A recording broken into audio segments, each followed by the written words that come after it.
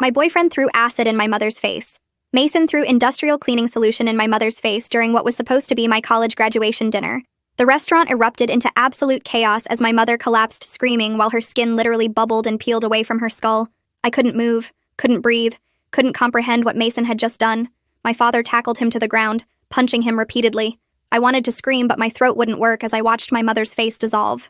"She's been stealing Beatrice's identity for 3 years," Mason shouted while trying to shield himself from my father's fists, as 2 of my uncles jumped in to help restrain him, all of them slipping in the blood spreading across the floor. "She's been using their identical resemblance to drain her bank accounts." I was barely listening. My legs gave out and I crashed into a chair, but my father hesitated for just a second, his fist raised in the air, and Mason spit blood onto the floor while my mother rolled and thrashed, knocking over chairs and leaving smears of flesh on everything she touched. "I have video of her at 5 different banks," he yelled over my mother's inhuman screaming, holding the screen up while my uncle twisted his arm. "I noticed discrepancies in Beatrice's accounts when we were apartment hunting and installed tracking software, and I've caught her mother stealing $40,000. My mother writhed on the floor and tried to speak, but only managed to spray blood across the white tablecloth, while her face continued to dissolve. And even through the destroyed flesh, I could see something in that look that made my stomach drop because it wasn't denial. It was rage at being caught. "Those accounts are family money!" she finally shrieked through her melted mouth, the words barely human. "Mom?" I whispered, but I couldn't hear my own voice over the chaos of people screaming and crying and calling 911 while my mother's face kept bubbling and peeling like plastic in a fire. My father grabbed the phone from Mason with hands covered in my mother's blood and skin, staring at the screen where my mother was clearly at an ATM wearing my clothes, and his face went white. "Linda, you've been stealing from our daughter?" he asked while she convulsed on the floor, her screaming never stopping. "She owes me everything." My mother managed to hiss between shrieks of agony, blood and tissue dripping onto the floor. "I gave up my career to raise her." The other diners were pressed against the walls filming everything while the manager was vomiting in the corner and servers were sobbing, and I felt like I was drowning because my own mother had been systematically destroying my future while her face was literally falling off in front of me. "You destroyed her face over money?" My father shouted at Mason, releasing him and stumbling backward, slipping in the puddle of blood and chemicals. "Even if she stole from Beatrice, you threw acid at my wife."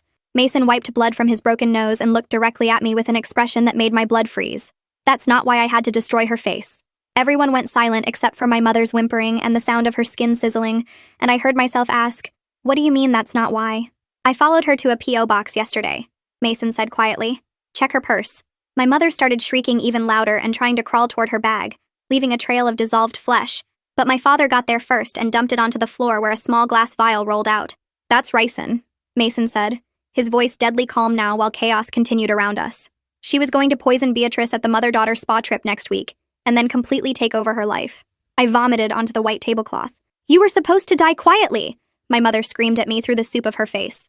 "After you were gone, I was going to be you, live as you, graduate medical school as you, because we're identical, and nobody would ever know the difference." "She's already been preparing," Mason gasped, blood still streaming from where my father had beaten him while sirens wailed outside. "She's memorized all of Beatrice's friends' names. She's been recording Beatrice's voice to practice matching it. She's already redirected Beatrice's mail to that P.O. box, changed the emergency contacts at the medical school to only herself." My father dropped to his knees in the pool of blood. "I had to destroy her face," Mason said, looking at me desperately as police burst through the door with weapons drawn. "It was the only way to make sure she could never pretend to be you again." The paramedics rushed to my mother while police grabbed Mason. "Wait!"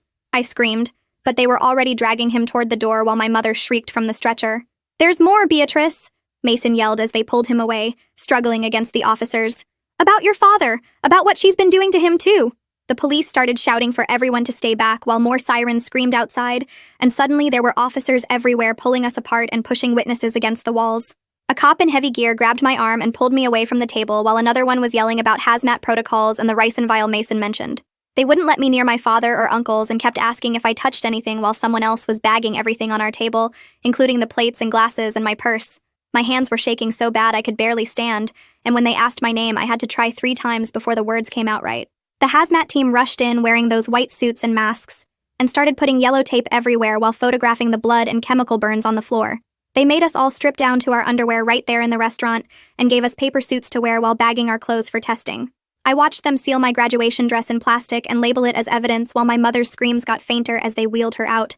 A woman with short gray hair and a badge walked up to me and said she was Detective Caitlin Haynes, the lead investigator on this case. She explained they had to process the whole scene before taking our full statements, but she wanted me to know she'd be handling everything. Her voice was calm and steady, which helped me focus on something besides the smell of burned flesh still hanging in the air. She told me the restaurant would stay closed with crime scene tape while they collected evidence, and that I'd need to come to the station later. The paramedics loaded my mother into an ambulance with burn specialists while Detective Haynes arranged for me to go to the hospital for decontamination. They put me in a separate ambulance, and the EMT kept checking my skin for any chemical burns while we drove to the emergency room. At the hospital, they made me shower 3 times with special soap and checked every inch of my skin with some kind of light. The nurses were nice and kept telling me I was safe now, but I felt like I was watching someone else go through all this. My father showed up still covered in blood and chemicals, and they rushed him into decontamination too, while I sat in a paper gown waiting. About an hour later, a man in a dark suit showed up and introduced himself as Agent Joshua Carr from the FBI. He explained that finding ricin made this a federal case involving attempted murder and chemical weapons possession. He said my graduation dinner was now a federal crime scene and they'd be taking over parts of the investigation. Detective Haynes came to the hospital and started asking me questions about Mason and our relationship, and any money problems I'd noticed recently. I told her about apartment hunting last month, and how Mason kept asking about my bank statements, and seemed worried about discrepancies. She wrote everything down in a small notebook, and kept asking about specific dates and times, and what exactly Mason said. Agent Carr came back and explained they had to test the vial at a federal lab to confirm it was actually ricin. He said the chain of custody had to be perfect for any future court case, and kept asking where my mother might have gotten it. He seemed really interested in whether she had any chemistry knowledge or access to laboratories.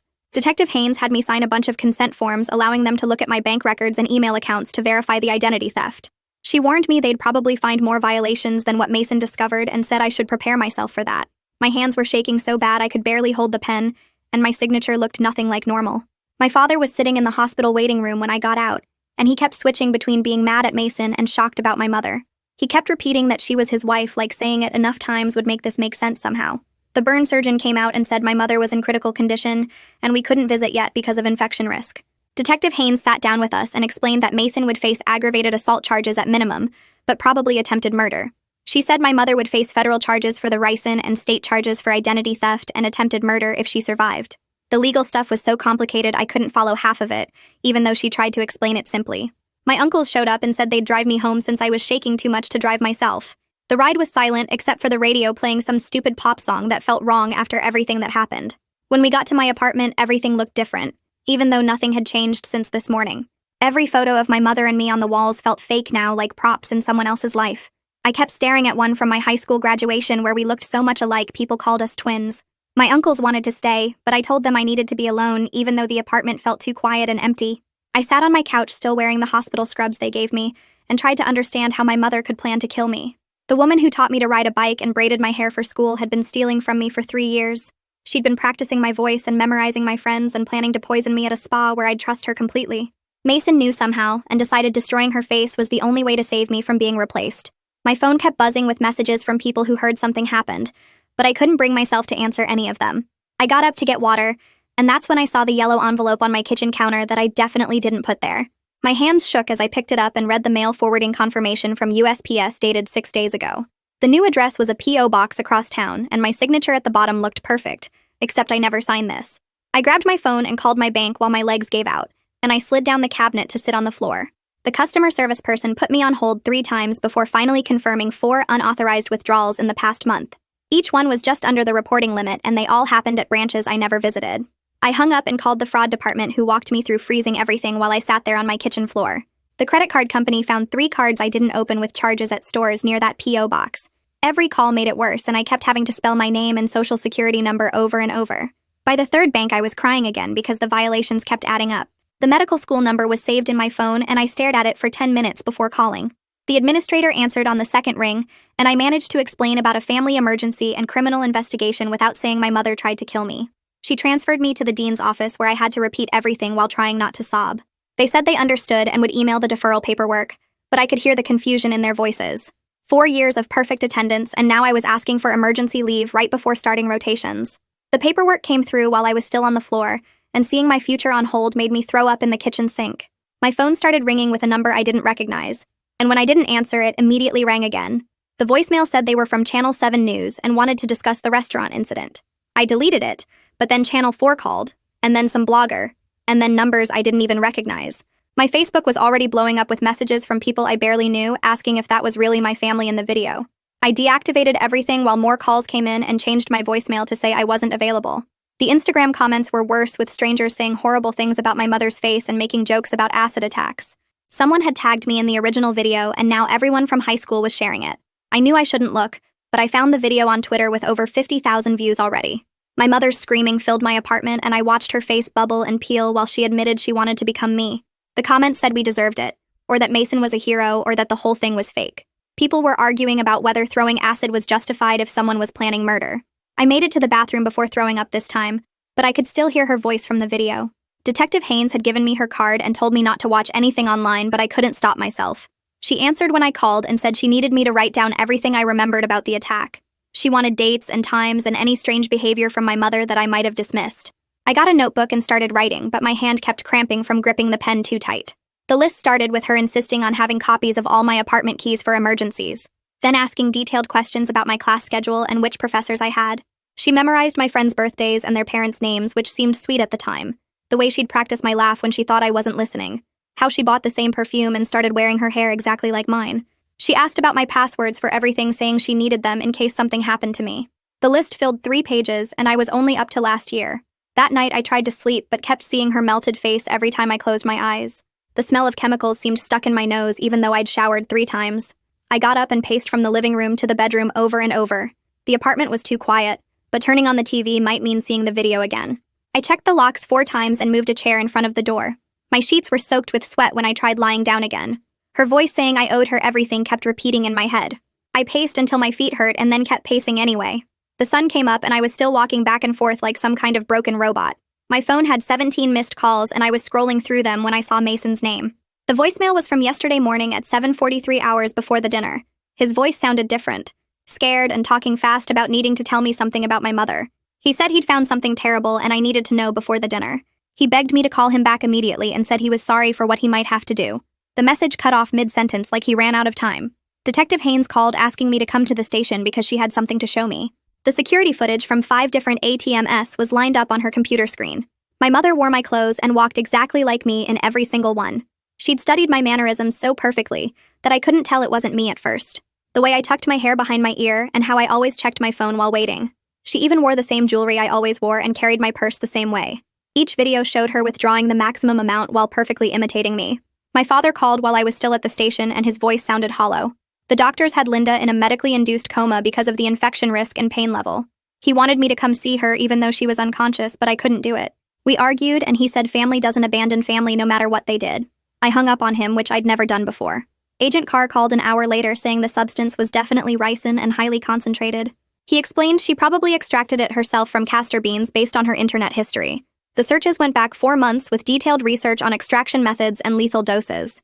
She'd ordered the beans online and had them shipped to that P.O. box. The planned murder was absolutely premeditated, and she'd picked the spa because she could control what I ate and drank there. My phone started buzzing with texts from friends who'd seen the news, and they were all remembering weird stuff about my mother that suddenly made sense. Sarah texted about how my mom always insisted on coming to every single doctor appointment I had, even for basic checkups when I was 22 years old. Katie remembered my mother grilling her about my prescriptions when I had strep throat, asking for exact dosages and refill dates. More messages kept coming about how she'd show up at study groups uninvited, taking notes on who my friends were and memorizing their names and details about their lives. The pattern was so obvious now that I couldn't believe I'd missed it for years.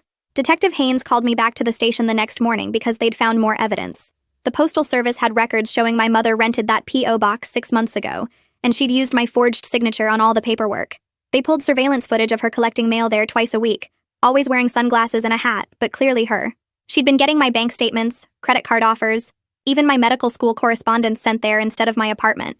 The postal worker remembered her because she always paid in cash and avoided conversation. I spent the next 2 days calling every bank and credit card company I could think of, and each call revealed more fraud. Capital One had a card I never opened with $8,000 in charges. Chase had 2 accounts in my name that were maxed out. Wells Fargo showed cash advances I never took. The total kept climbing past $50,000 as I found more hidden accounts, and each discovery made me physically sick. Every customer service rep I talked to had to file fraud reports and freeze the accounts while I faxed police reports and affidavits. 3 days after the attack, I finally went to the hospital to see my mother. They wouldn't let me in her room because of infection risk, so I had to look through the glass window. Her entire head was wrapped in white bandages with tubes coming out everywhere. The nurse said they were doing skin grafts, but the damage was too severe for full reconstruction. Even through all the bandages, I could see the shape of her face was wrong, collapsed in places where the flesh had dissolved. Part of me wanted to feel sorry for her, but mostly I just felt empty watching her chest rise and fall with the ventilator. Detective Haynes had been going through my mother's laptop and found years of emails to her friends complaining about me. The messages started when I got into medical school. Angry rants about how she gave up her nursing career to raise me, and I owed her everything. One email from last year said she deserved to live my life more than I did because she made all the sacrifices. Another one detailed how unfair it was that I got opportunities she never had. The detective printed out dozens of these messages, each one more bitter than the last. That afternoon, Nina Ortega from Victim Services called to introduce herself and explain what would happen next. She had a calm voice that made me feel less crazy as she walked through my rights as a victim and how the legal process would work. She warned me both cases would take months or maybe years to resolve, and I'd probably have to testify multiple times. She gave me her direct number and said she'd be my advocate through everything, making sure I understood each step. Having someone whose only job was helping me felt like the first good thing since this nightmare started. The social media situation exploded when someone identified me from the restaurant videos and posted my name online. My Facebook and Instagram were suddenly flooded with friend requests and messages from strangers. Some people called me lucky that Mason saved me. Others said I must have known what my mother was doing. Reporter requests filled my inbox, and people I hadn't talked to since high school were suddenly reaching out for the inside story. I had to make everything private and eventually just deleted the apps from my phone. Even going to the grocery store became awful when I noticed people staring and whispering. One woman actually came up and asked if I was the girl from the acid attack video. A week after everything happened, I went to Mason's arraignment even though Nina strongly advised against it. The courtroom was smaller than I expected, and Mason looked wrong in the orange jumpsuit with his hands cuffed. His lawyer, Dorian Glass, argued that Mason acted in defense of another person and should be released on bail. The prosecutor said throwing acid was excessive force regardless of the circumstances. Mason pleaded not guilty and kept trying to make eye contact with me, but I couldn't look at him for more than a second. Seeing him like that, knowing he was there because he tried to save me in the worst possible way, broke something inside me that I couldn't name. After the hearing, Detective Haynes pulled me aside and mentioned Mason might cooperate against my mother in exchange for reduced charges. The idea of them making deals about what happened to my family made me angry enough to punch the wall. She explained they needed Mason's evidence, especially the surveillance footage he'd collected of my mother. Without his cooperation, proving the full extent of her crimes would be much harder. 2 days later, Agent Carr called with the lab results confirming the ricin was concentrated enough to kill within hours if ingested. He said my mother had been researching poisons online for 4 months before settling on ricin because it was hard to detect in an autopsy. She'd specifically chosen the spa weekend because she could control everything I ate and drank, probably planning to put it in a smoothie or tea. The agent had traced her research through library computers and internet cafes where she thought she was being anonymous, but they'd recovered everything. My father called me that same afternoon and asked me to come over because he'd found something while going through old paperwork in the basement. I drove to their house and found him sitting at the kitchen table with stacks of documents spread everywhere, his hands shaking as he held up a folder. He'd discovered power of attorney papers from last year that my mother had convinced him to sign by saying they needed them for insurance purposes in case something happened to either of them. The documents gave her complete control over all his financial decisions and medical care, and he'd signed them without reading the fine print, because he trusted her. His voice cracked when he admitted he never questioned why she insisted on handling all their banking after that, never wondered why she started picking up his prescriptions, never thought twice when she said she was organizing their finances for retirement. Detective Haynes showed up at the house the next morning with a warrant for my mother's electronics, and immediately found something on her laptop that made her call for backup. The computer had hundreds of audio files where my mother had recorded herself practicing my voice for hours at a time, repeating my most common phrases and my laugh over and over until she got them perfect. I listened to one file where she said, "Hi, I'm Beatrice," at least 50 times in a row, each attempt getting closer to my actual voice, and another where she practiced phone conversations with my friends, using their real names and inside jokes she'd memorized. The detective played another recording where my mother rehearsed calling my medical school to request time off, matching my speech patterns so well that even I almost believed it was me talking. She'd studied me like an actor preparing for a role, breaking down my mannerisms and vocal quirks into notes she could practice, turning me into a performance she could master. The files went back 2 years and showed she'd been preparing to become me long before she got the ricin, long before she planned the spa trip, maybe even before she started stealing my money. That's when it hit me that the mother-daughter spa weekend she'd been pushing for months was never about bonding or celebrating my graduation like she claimed. She'd already told her friends I might stay an extra week to decompress after the stress of medical school applications, had mentioned to neighbors that I was thinking about taking a solo retreat afterward, had even called the spa to ask about extended stay packages. Nobody would have questioned my absence for at least 10 days, giving her time to dispose of my body and start her new life as me. Nina called to check on me after hearing about the voice recordings and strongly advised against visiting Mason in jail, even though I kept thinking about what he'd said about my father. She reminded me that anything I said during a jail visit could be recorded and used in court, that seeing him might re-traumatize me, that I didn't owe him anything just because he'd exposed my mother's crimes. But I couldn't stop wondering what else he knew, what other secrets he'd discovered while watching my family fall apart. So I called Dorian Glass and asked him to arrange a meeting. He agreed, but warned me 3 times that our conversation would be monitored and could affect both criminal cases, that Mason might say things to manipulate me, that I should bring someone for support, but my need to understand everything outweighed his warnings. The jail visiting room was smaller and colder than I expected, with scratched plexiglass between us and phones that smelled like disinfectant. Mason looked thinner in his orange jumpsuit, with dark circles under his eyes and healing cuts on his face from where my father had beaten him. He pressed his hand against the glass when he saw me, and I could see he'd been crying before I arrived. Dorian sat next to him with his laptop open, and Mason told him to show me the security footage he'd collected from cameras he'd hidden in my parents' house after following my mother there when she was supposed to be at her book club. The first video showed my mother crushing pills and mixing them into my father's coffee while he was in the shower, carefully stirring until the powder dissolved completely. Another clip from a different day showed her switching his blood pressure medication with sleeping pills, pouring the real pills down the sink and refilling the bottle with sedatives that looked almost identical. Mason had footage from 6 different occasions over 2 months, each showing my mother drugging my father without his knowledge, sometimes doubling or tripling the dose when she needed him particularly compliant. The lawyer pulled up a spreadsheet Mason had created tracking my father's symptoms against the drugging incidents, showing how his confusion and fatigue perfectly matched the days my mother gave him the highest doses. After the visit, Nina met me at a coffee shop near the jail because she could tell from my voice on the phone that I was falling apart. She sat with me while I ugly cried into my latte and reminded me that Mason throwing acid was still assault, that violence wasn't justified even if it exposed worse crimes, that I could be grateful for the truth while still being traumatized by how I learned it. She helped me see that I didn't have to forgive Mason or thank him or feel guilty about him being in jail, that my feelings about everything were allowed to be complicated and contradictory. She scheduled extra therapy sessions for me and gave me worksheets about setting boundaries with people who hurt you, even when they claim they were protecting you. The pharmacist from the CVS near my parents' house confirmed to police that my mother had been filling prescriptions for my father using 3 different doctors who'd never actually seen him. She'd forged his signature on the prescriptions and paid cash to avoid insurance records, rotating between 5 pharmacies so nobody would notice the pattern. The pharmacist remembered my mother specifically, because she always came alone and got nervous when asked routine questions about the medications, claiming my father was too sick to pick them up himself. Detective Haynes pulled records going back 18 months showing my mother had filled prescriptions for enough sedatives to keep a horse unconscious, all supposedly for my father's anxiety that he didn't even know he had. The hospital ran comprehensive blood work on my father after learning about the drugging, and found levels of 3 different sedatives that he'd never been prescribed by any legitimate doctor. His actual blood pressure had been dangerously high for months, because he wasn't getting his real medication, and the sedatives had been masking symptoms that could have killed him. The doctors started a careful withdrawal protocol, monitoring him round the clock as they slowly reduced the chemicals my mother had been flooding his system with for over a year. He had seizures on the 3rd day of withdrawal, his body so dependent on the drugs that stopping them too quickly could have been fatal. Police executed a search warrant on my parents' house and found the tracking software Mason had mentioned installed on my father's laptop, phone, and tablet.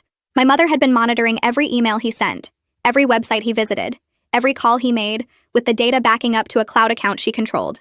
The software logged his GPS location every 5 minutes, recorded his passwords as he typed them, even activated his phone's microphone to listen to his conversations when she wasn't home. They found logs showing she'd been tracking him for 3 years, reading his texts to his brother about feeling confused, watching him search for symptoms of early dementia, knowing he was scared about his memory problems that she was causing.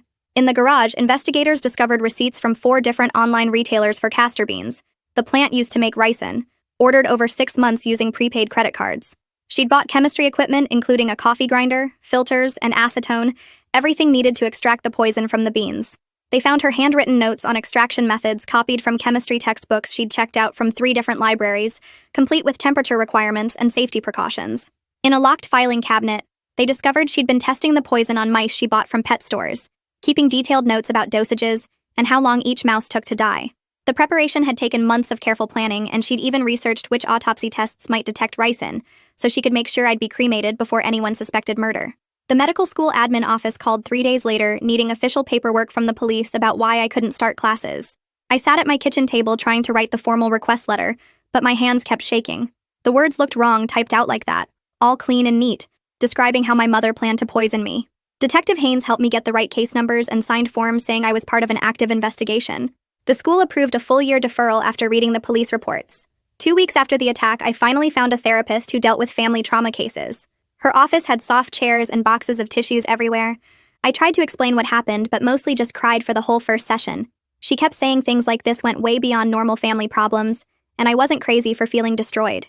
The therapist gave me homework to write down 3 feelings every day, but I could only write confused over and over. Detective Haynes called me in to review witness statements from the restaurant. My uncles both told police they heard Mason screaming that my mother was going to kill me before he threw the chemicals. 5 other people eating dinner said the same thing in their statements. The detective said this could really help Mason's defense lawyer argue he was trying to protect me. She showed me security footage from outside where you could see Mason pacing back and forth for 20 minutes before coming inside. The prosecutor's office sent a thick envelope with court dates and warnings about what would happen. Nina came to my apartment to help me understand all the legal papers. She explained both defense teams would try to make me look bad on the stand to help their clients. We practiced answering questions without getting emotional, but I kept breaking down when she asked about my mother. Nina said the cross-examination would be way worse than practice, and I needed to prepare myself mentally. 3 weeks after the attack, the hospital called to say my mother was awake. The police had guards outside her room every hour of the day and night. Her lawyer wanted to do the arraignment right there in the burn unit since she couldn't be moved yet. Even with her face wrapped in bandages and facing life in prison, she told the judge I betrayed her by not being grateful for everything she did. The judge set bail at $5 million, which nobody could pay. Federal prosecutor Autumn Fitzpatrick met with the state prosecutors to figure out who would charge what. She took the ricin case since that was federal while the state handled the identity theft and fraud charges. They warned me this meant 2 separate trials that could take years to finish. Autumn seemed really confident about getting a conviction with all the evidence they found. A reporter from some newspaper called my father saying she had information about my mother's past. She claimed there were sealed records from another state about similar problems 20 years ago. My father hung up on her, but we both wondered what else my mother had hidden from us. The woman we thought we knew our whole lives never really existed at all. I went to the hardware store and bought new locks for every door in my apartment. The locksmith found scratches showing someone had copied my keys recently, probably my mother. I also installed security cameras that sent alerts to my phone whenever someone came near my door. My father moved into my spare bedroom because neither of us felt safe being alone anymore. We jumped at every noise and checked the locks constantly. Mason's lawyer sent over his psychological evaluation for me to read before the hearing. The report said he had impulse control problems from stuff that happened when he was a kid. Dorian Glass wanted to use this to explain why Mason acted so extreme, but said it didn't excuse what he did. Reading about Mason's childhood trauma made him seem more human, but didn't change the fact that he destroyed my mother's face. The prosecutor explained that even with cooperation, Mason would get 5 to 10 years for assault with a chemical weapon. Dorian said this was actually pretty light considering the permanent damage he caused. It felt weird that the person who saved my life would go to prison while also knowing he had to. 3 weeks later, I sat in a small office downtown, while a financial advisor spread papers across his desk showing all the damage my mother had done to my accounts. He pointed at each fraudulent transaction with his pen, explaining how she'd opened credit cards in my name, and maxed them out buying stuff she returned for cash. The total damage came to almost $60,000 when we added everything up, and that didn't count the legal fees that would pile up trying to fix it all. He said identity theft recovery could take years, and warned me to check my credit report every month from now on, because sometimes new accounts showed up months later. My father sat next to me going through his own stack of papers, discovering accounts he never knew existed, and loans taken out using their joint assets as collateral. The advisor kept shaking his head and saying he'd never seen family identity theft this organized before. We spent 4 hours documenting everything for the police and filing disputes with every bank and credit card company. My hands cramped from signing affidavits and fraud reports. The advisor said we needed to freeze our credit immediately and change every password and security question on every account. He gave us a checklist that ran 3 pages long of all the steps to protect ourselves going forward. My father looked older than I'd ever seen him as he realized how much control my mother had taken without him noticing. 3 months after the attack, I walked into the courthouse for my mother's preliminary hearing feeling like I might throw up. The bailiff led her in wearing an orange jumpsuit with her hands and feet shackled, and they had to help her into the wheelchair because she couldn't walk properly yet. Her entire head was wrapped in white bandages with only her eyes and mouth visible through small openings. She turned those eyes on me the second she entered the room, and didn't look away once during the entire hearing. The hate coming through those bandages was so strong I could feel it from across the courtroom. The prosecutor laid out the charges while my mother sat perfectly still, except for her hands gripping the wheelchair arms so tight her knuckles went white. When the judge asked how she wanted to plead, she said not guilty in a voice rough from all the surgeries on her throat. Her lawyer argued for reduced bail, but the judge kept it at $5 million after hearing about the ricin and the identity theft. My mother kept staring at me even as they wheeled her back out. That same week, my father went to a different courthouse to file divorce papers and get a restraining order. He showed the judge threatening letters my mother had sent from jail saying she'd destroy him for abandoning her when she needed him most. One letter described in detail how she'd ruin his reputation at work and make sure everyone knew what a coward he was. Another one said I'd poisoned him against her, and that we'd both pay for our betrayal. The judge granted the restraining order immediately and said the divorce would be finalized whether my mother participated or not. My father seemed relieved when we walked out, but I saw him crying in his car afterward. He'd been married to her for 28 years and was grieving someone who never really existed. Mason's preliminary hearing happened 2 weeks later in the same courtroom where my mother's had been. Dorian Glass argued that Mason had acted to prevent a murder and protect me from immediate danger. He presented Mason's surveillance footage and bank records as evidence that my mother posed a real threat. The prosecutor countered that vigilante justice couldn't be tolerated regardless of the circumstances. Mason sat quietly through it all, only speaking when the judge asked him directly if he understood the charges. The judge took an hour to decide, but ultimately ruled the case would proceed to trial. Mason nodded like he'd expected this outcome. Dorian told me afterward that they'd keep fighting, but Mason had already accepted he'd serve time. A month later, I had to testify at another hearing for my mother's case about the identity theft and poisoning plot. Her lawyer tried to make me look ungrateful, asking if my mother had paid for my education and supported me through college. He suggested I was exaggerating the threat because I was angry about some stolen money. I kept my voice steady and stuck to facts about the bank footage and the ricin and the forged documents. The prosecutor had warned me this would happen, but it still hurt hearing someone twist everything to make me the villain. My mother watched me the whole time with those eyes burning through the bandage holes. When I finished testifying, the judge said there was enough evidence to proceed to trial on all charges. The burn surgeon met with me and my father to explain my mother's condition and what came next. He showed us charts of the damage to her face, pointing out where the acid had destroyed muscle and nerve tissue that could never fully heal. She'd need at least 30 surgeries over the next 5 years just to rebuild basic facial structure. Her nose was mostly gone and would need complete reconstruction. One ear was so damaged they'd have to build a prosthetic. She'd never look remotely like she used to and would have constant pain from nerve damage for the rest of her life. Part of me felt sick hearing this, but another part thought about her planning to poison me and felt like this was justice. The surgeon said she'd already had 6 surgeries just to prevent infection and stabilize the wounds. 2 weeks before the trial date, Autumn Fitzpatrick called to say my mother had refused the plea deal they'd offered. 15 years with possibility of parole in 10 wasn't good enough for her, because she truly believed a jury would understand why she'd done everything. Autumn sounded confident about getting a conviction anyway given all the evidence, but warned me the trial would be brutal. My mother wanted to testify herself, and would probably try to paint herself as a sacrificing mother who just wanted what was best for her daughter. The delusion ran so deep she couldn't see how crazy that sounded. 4 months after everything started, I went grocery shopping and saw a woman with my mother's exact hair color and build walking toward me down the cereal aisle. My chest got tight and I couldn't breathe, and suddenly I was on the floor with people standing over me asking if I was okay. The manager called an ambulance, but I just needed to get out of there. I left a full cart of groceries and drove home, where I sat in my car for an hour trying to stop shaking. My therapist had taught me breathing exercises for panic attacks, but they barely helped. I didn't go back to that store for weeks. 6 months after the attack, I called my medical school to request another extension, since the trials kept getting delayed. My advisor said they could give me one more 6-month deferral, but after that, I'd have to reapply. All my classmates were graduating without me, starting their residencies while I was stuck in legal hell. Some dreams had to wait, but it still hurt watching everyone else move forward while I stood still. The school sent paperwork requiring updated letters from law enforcement confirming the ongoing criminal cases. A week later, the judge held a hearing about whether the 2 cases should be tried together, since they involved the same incident. The defense wanted them combined, arguing it would be traumatic making everyone testify twice about the same events. The prosecutors fought against it, saying the cases were too different, and combining them would confuse the jury. After 2 hours of arguments, the judge ruled they'd stay separate. This meant testifying multiple times and the legal process stretching out even longer, but the prosecutors said it gave them better chances of getting convictions in both cases. 8 months dragged by with endless court dates and paperwork before Mason finally stood in front of the judge to accept his plea deal. The courtroom was packed with people I didn't know, but who apparently followed the case online. Mason wore a dark suit instead of the orange jumpsuit, and his lawyer Dorian stood beside him reading the terms. 7 years with possibility of parole in 4 if he stayed out of trouble and completed anger management programs. The judge asked if he understood, and Mason nodded before turning to face my mother and me. "I'm sorry for the pain I caused," he said quietly while looking at the floor. "I let my fear override my judgment, and I take full responsibility for my actions." My mother sat in her wheelchair with bandages still covering most of her face and didn't react at all. I felt relieved it was finally over, but also weird about the sentence because 7 years seemed both too long and not long enough. 2 weeks later, my mother's federal case wrapped up when Autumn called to say she'd accepted a plea deal rather than risk life in prison. 15 years in federal prison with no chance of early release for the first 10. She had to pay back everything she stole but had no money left after legal fees ate through her savings. The judge asked if she wanted to make a statement, and she stood up using a cane for support. "I gave up everything for my daughter and she owes me," she said through the reconstructed parts of her mouth. "I don't apologize for trying to take what was mine. The courtroom went silent, and even her own lawyer looked uncomfortable.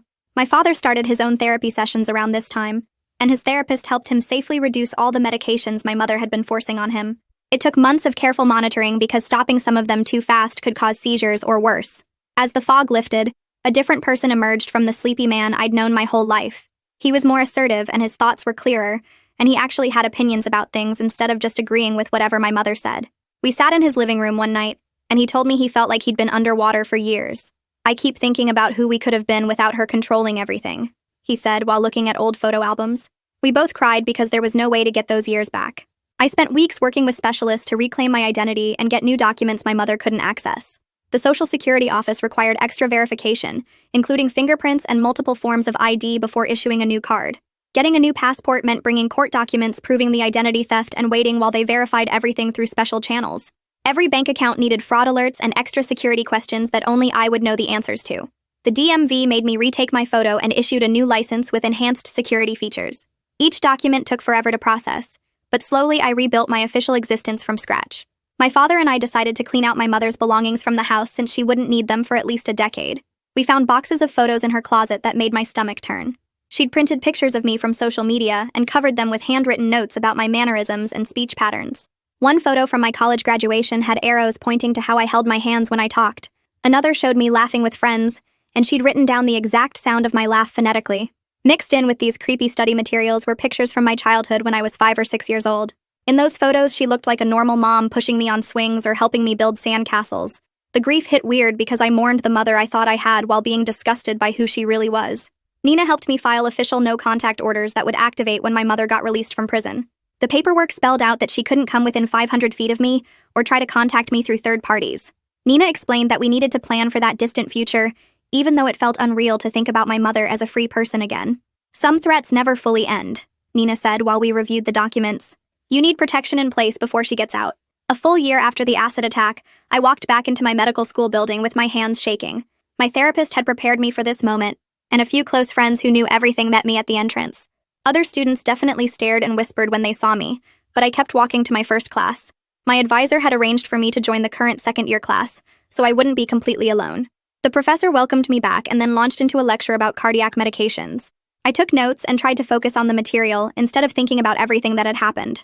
During lunch, I sat with my friends and we talked about normal stuff like exams and residency applications.